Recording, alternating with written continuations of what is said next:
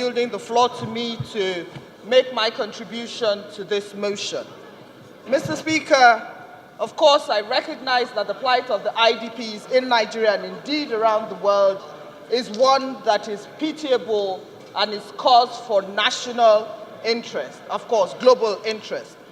But, Mr. Speaker, sir, in listening to the motion as proposed by my colleague, I would like to caution that as we seek, as the motion, of course, appeals to our humanitarian side, that we should also look at the political side of it and the foreign policy side of it. Nigeria as a country has been embroiled in security challenges for a very long time.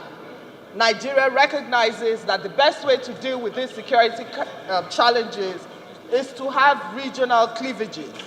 And in these regional cleavages, Nigeria has entered into bilateral and multilateral relations with countries like Cameroon, Niger, and all the countries in the Lake Chad Basin in the hope that we can roll back on the counter-terrorism war and enhance our counter-terrorism war. Mr. Speaker, sir, the House is also cognizant of the fact that there are political issues right now in Cameroon, between the English-speaking Cameroon and the Francophone Cameroon. Mr. Speaker, only a couple of days, some Cameroonians went and protested before the Nigerian mission in Washington, D.C. on the fact that Nigeria had allegedly arrested some of the leaders of the Ambossinia country, which is, of course, the English-speaking part of Cameroon that seeks succession.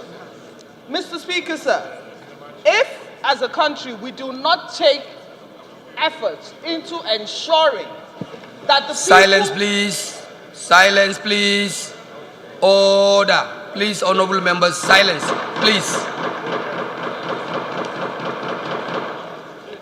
If we do not, as a country, take special care into ensuring that the people that we want to absorb into our country are not necessarily successionists, are not IDPs, but are successionists, then, Mr. Speaker, it will give the impression globally that Nigeria is trying tacitly to support the destabilization of Cameroon, who are our counterparts in this war against insurgency.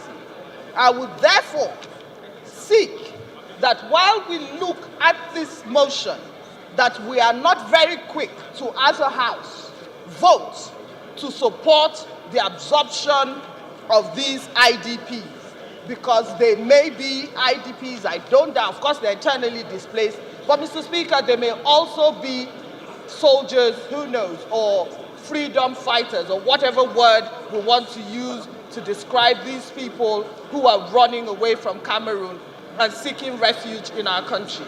Mr. Speaker, my concern is that the long-standing relationship that Nigeria has with Cameroon may be jeopardized in the event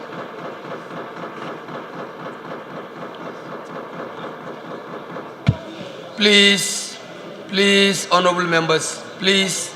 May be jeopardized in the event that we are misconstrued as a country to support these people who are IDPs. Mr. Speaker, as we speak today, Cameroon is divided between the Francophone Cameroon and the Anglophone Cameroon. The Anglophone Cameroonians are seeking succession, and so we must be very careful as we open the floodgates of our country for them to come into our country. I do not have a problem with supporting IDPs around the world, but I think that in supporting the IDPs around the world, we must also look at our defense policy, our migration policy, as well as our foreign policy in the interest of our country.